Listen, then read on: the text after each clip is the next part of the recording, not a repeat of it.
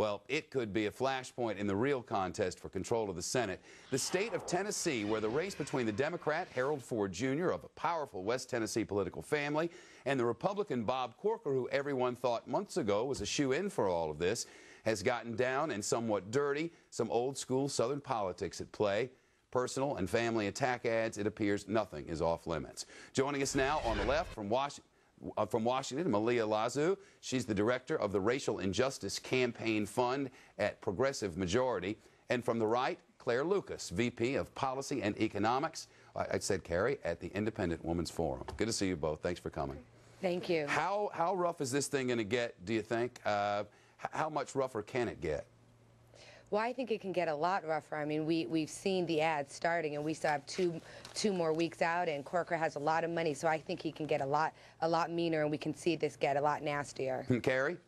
Well, you know, I don't know. I think in the last 2 weeks, Republicans are really going to be focusing on the fact that as appealing as Congressman Ford is as a candidate, a vote for him is a vote for putting the Democrats in charge of the Senate. That is a vote for Hillary Clinton and Harry Reid and Ted Kennedy. So I think that that's going to be the real focus. It's interesting you mentioned that, because if you go to the GOP website for the state of Tennessee, it's filled with, well, the front page at least, filled with Harold Ford Jr. And if you go to the Democrats page for the state of Tennessee, it's filled with Harold Ford Jr. It appears that Harold Ford Jr. is the target. We don't hear, at least on the front page, all that much about the Republican candidate there. Well, I think it goes to show that the strongest candidate out there and the candidate that's getting the most pressure. Why is he the strongest? Well, I think he's the strongest for a couple of reasons. First, you know, Tennessee has a 20% child poverty rate. We need people who are going to be able to stand up for the working class people of Tennessee, you know, and that's going to be Harold Ford Jr. I think he's also a strong candidate because, unfortunately, race does play a role in this, and having a black candidate running for office in a state like Tennessee is going to get press. Well, there's no doubt about that. And Carrie, I want to know if it's the Republicans' feeling that there is a vote. I think a lot of political observers believe this is a race that's going to be decided in the Memphis suburbs like Germantown, where there's an upper middle class or middle class white vote that will either stay at home or will cross over or won't. No, I think that the real question is, will the Republicans be able to get the base out? And I think that that's why over the next 2 weeks, they're going to be reminding people, you know, Harold Ford is absolutely an appealing candidate. He's very charismatic, and he's been running as a conservative. He's talking about tax cuts. He's been living as a moderate his whole life, hasn't he? Coming out of a powerful West Tennessee Democratic family. I mean, he has been a moderate, and I remember when he was first elected, and a lot of black communities were, you know, saying that he was too conservative as a black candidate. And so I think that Harold Ford actually represents a lot of the values that most Tennesseans have. And when we're looking to go into a time of nonpartisan politics, of really trying to build bridges, we see where partisanship has gotten us. It's time for nonpartisan politics. If you're talking about nonpartisanship, you're talking about the wrong race. Hey, Carrie, Lisa in Mount Juliet, Tennessee, just sent me an email. Quite frankly, I have early voted, and if there were a choice other than Ford or Corker, I would have taken it. The ad and all the bad-mouthing is over the top. I'm sick of it, I tell you. The other day, Harold Ford Jr.'s camp crashed a Corker fundraising event I believe it was in Chattanooga.